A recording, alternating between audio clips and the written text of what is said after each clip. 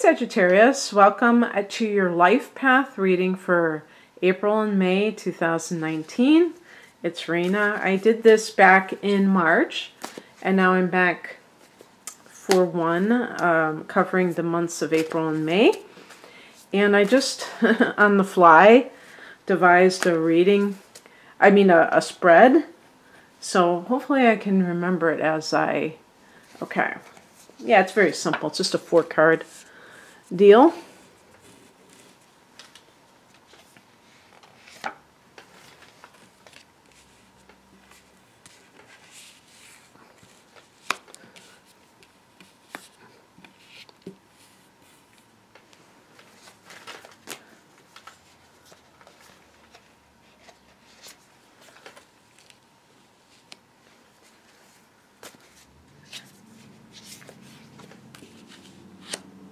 Okay, so a life path reading.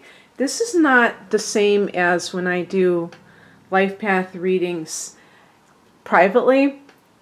Those readings are based on your natal chart, and they look at, maybe talents and the kind of temperament you have. That, for instance, if somebody has an artistic temperament and they're working in a bank, that just probably doesn't work because they don't want to be precise. They don't want to maybe even have a 9-to-5 job and stuff like that. And so it just doesn't mesh well with their particular makeup. But here, we're just looking at the direction you're going in. It may be more like universal than specific. So we're going to just talk about the feelings that are involved, the attitudes and things like that. If something comes up that is definite, I might bring it up. But in any case, the first card is where you are right now. And this is the 7 of Pentacles. And I actually think this is a clever depiction of what the 7 of Pentacles represents. The Suit of Pentacles relates to practical matters, and this shows an ascension, kind of like a ladder, like the ladder of success. The 7 of Pentacles in other decks, like the Rider-Waite deck, depicts the farmer waiting for his crop or crops. And this is supposed to suggest that the person has put in some work and now they're trying to see if their work is going to pay off. And so, and pay off in a tangible way. It's not just about, when you're talking about a career or a job or whatever, or if you've started your own business, it's not just about, wow, I'm really fulfilled. You're also looking to see if it's going to be profitable. And that's specifically what is going on here, where you're looking at it from dollars and cents, and also, is this going to be something that I can do in the future? So that's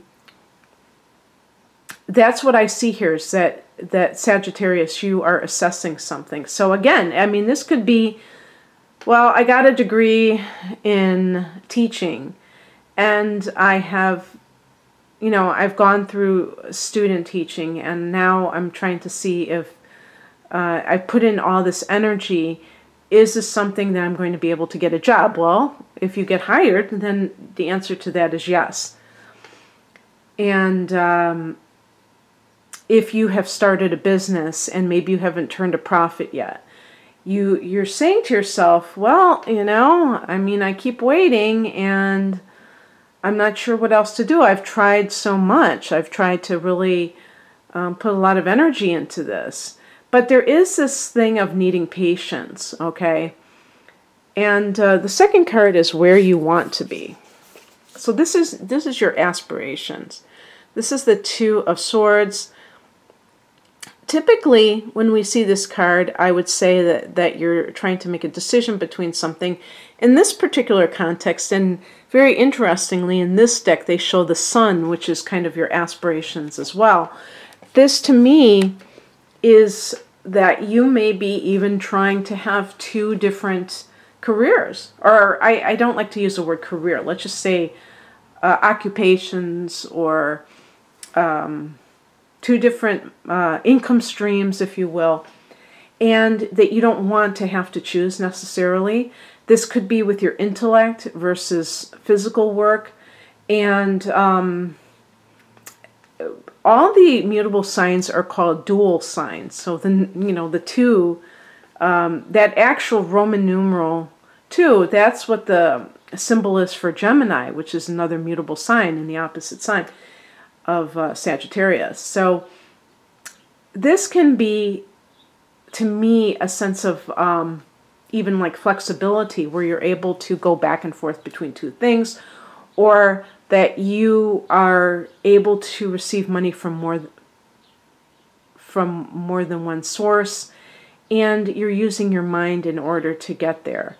And certainly with Sagittarius, there may be the desire to have a business that is connected to some kind of spiritual occupation. It's so funny to me. I just found another tarot reader besides me, and I'm also an astrologer, but that is a Sagittarius. It seems like I keep seeing these people, and there are so many Sagittarians represented on YouTube. And so that was kind of fun to see that. And so that's something that is very appealing, along with teaching, being a teacher of some sort, or a writer. But really, Sages, you may agree with me there, my fellow Sagittarians, that we value versatility.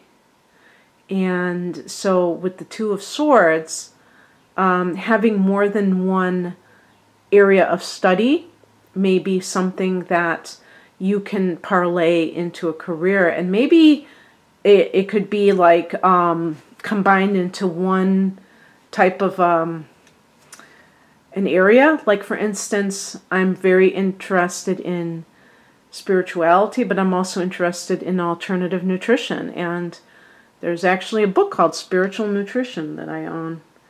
And, you can have two different topics, and you can turn it into one business, or you can even have separate businesses. Just like people have different YouTube channels. They may have more than one YouTube channel.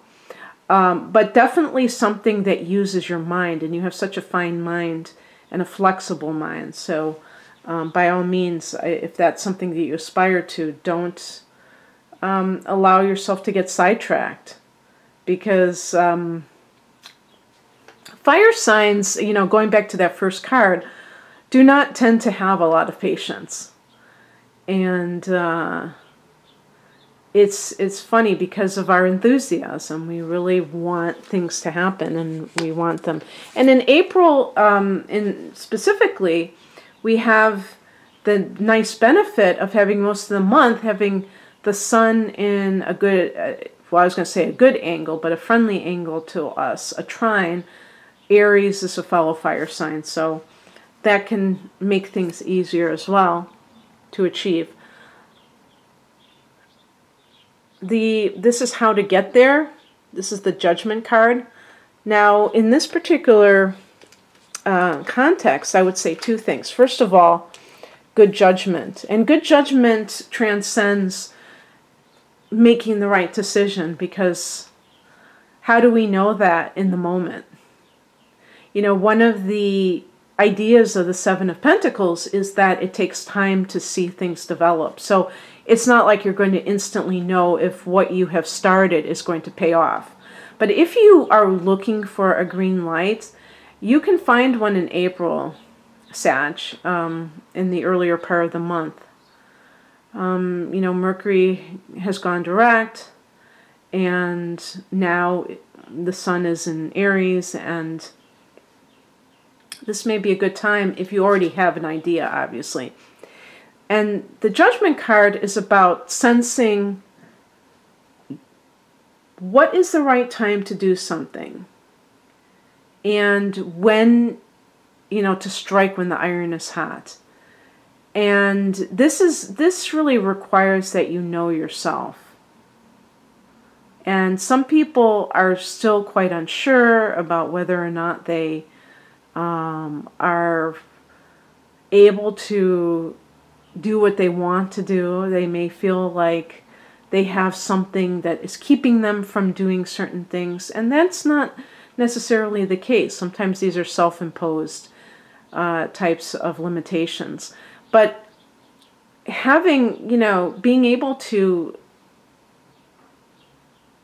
be like discerning takes a certain amount of restraint, where you're not just doing something rashly, but you're like making sure that what you're deciding to do is something that is well thought out. And also with the judgment, it's about cause and effect. It's about understanding that the things that you do, even if they're very small, lead to the results that you're looking for. And it could be just slowly, it could be a little at a time. And also, the Judgment card is about rebirth. And so it may be that you still have personal work to do on yourself before you can fully launch something. Maybe there's something else going on with you that needs tending to. And then you will have what you want, because you'll be really able to focus on it. And the outcome is the Hierophant. Now, we could talk about timing, and the Hierophant connects with Taurus. And for Sag, Taurus is the 6th house of work. Now, we could look at either the new moon, which is occurring on May 4th, or the full moon, which is occurring on November 12th, both in that house of work. So you might begin something in April that really goes full steam in May, and then see the culmination of your efforts. In other words, the 7 of Pentacles really kind of displayed in that November period.